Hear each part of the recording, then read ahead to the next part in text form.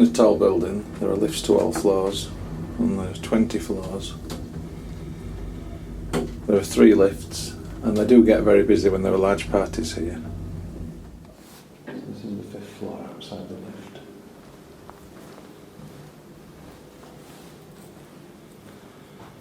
There's some sort of salon there.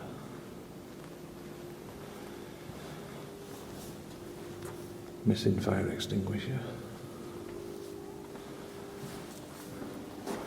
Some communal toilets just here, or a communal toilet rather.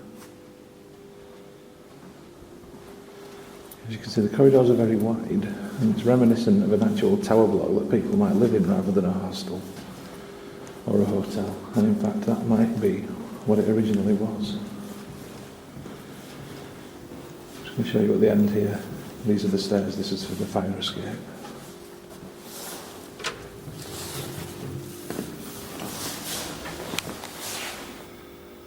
So that gives you an idea how high up we are.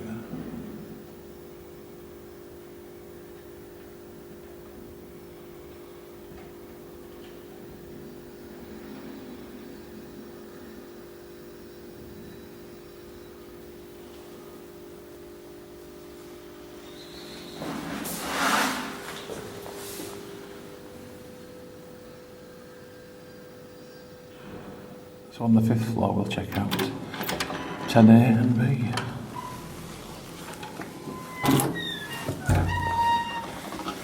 Okay, so in between both rooms you get what is essentially a reception lobby. So that's 10B and that's 10A. So in the reception area you have coat hooks, door to the outside world with a security chain added to it.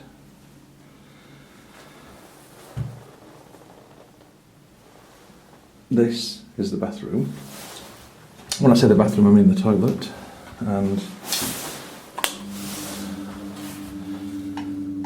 it's a very small and confined space. And I just want you to check the distance between the front of the toilet and the door. Now imagine you're sat there and this door's shut. There's not much room. It's a very small room indeed. The shower bathroom is much nicer and a fairer size. You can just find the right switch. Okay, so from the floor upwards we have the shower just here, which works well. Unfortunately there's no non-slip mat in the bottom, and I prefer it when there is. We've got the in there. So provided in the bathroom there are cups, or whatever they are, and some soap. I guess that's shower gel actually. I brought my own. Nice new sink. And mirror. Hey. Plug and light switch. There's a telephone here which I've no idea where it's connected to, if it's just reception or if you can ring other rooms. I haven't tried, so I can't comment any further. Right, I'm now going to show you an unmade room 10B, so just please be aware that this is not how it would normally be.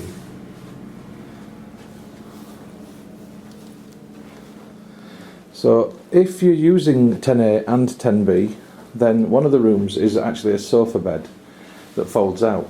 Otherwise you could book the whole lot as some kind of suite, and this would be your living room when you would have your bedroom next door. You have a television in this room, another telephone, which again I don't know where that goes to, a bin down there, a wardrobe, a storage corner, and another small table down here. As you can see on the table there are ashtrays, and like most of the Czech Republic, smoking is still permitted in most places. The room doesn't smell of cigarettes and smoking, and I'm pleased about that. So just inside the wardrobe.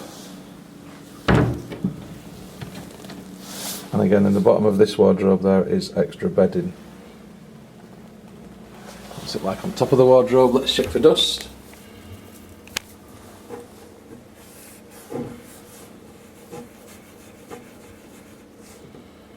That looks pretty clean to me. Well done, cleaners.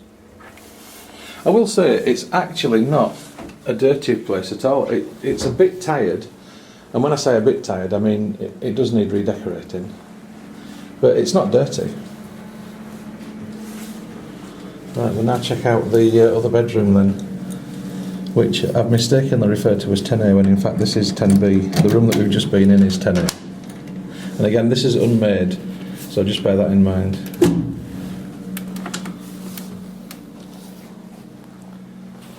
So there are 2 beds, but because there was only one person supposed to be sleeping in here last night, we're only left with 1 quilt and 1 pillow. You have bedside table and lamp on each side, and if I do a pan round the room, you can see that there's a mirror over there, desk, a stool, storage area for suitcase, triple sized wardrobe with mirror, full length mirror in the middle, light switch on the wall, table and stools, plenty of plug sockets around, the standard European 2-pin size, so it works for the UK with an adapter. And then we have the balcony. So to get out onto the balcony, you first need to undo the safety chain, lift the handle upwards. Now don't trip over that and go flying over the balcony. So you need to step over that, and then you're on the balcony. So this is Prague 10, and that's a cockerel. This is the month of February, it's mid-February, and this is a view of Prague 10 from the 5th floor, room 10.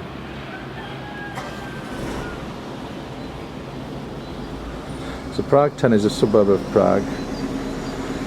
We're approximately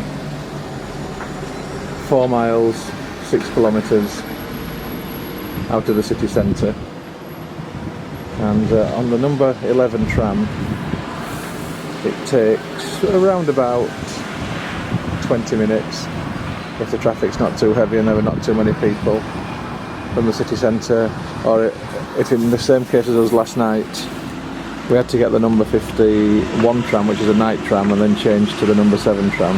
That's where the tram stop is, on that street over there, incidentally. It did take us a long time to get home last night, but we were relying on night trams. The tram frequency goes down rapidly after 11:30 at night. In fact, the number 11 doesn't run at all after midnight.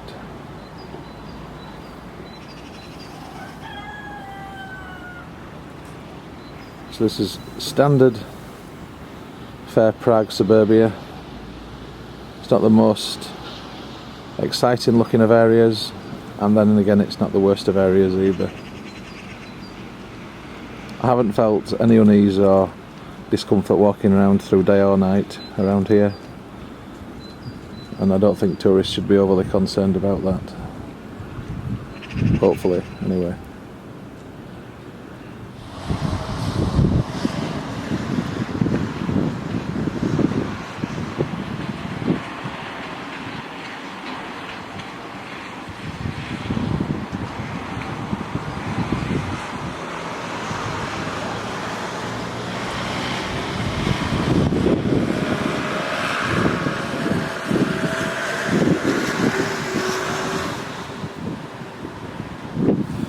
Incidentally, there is parking at the hotel.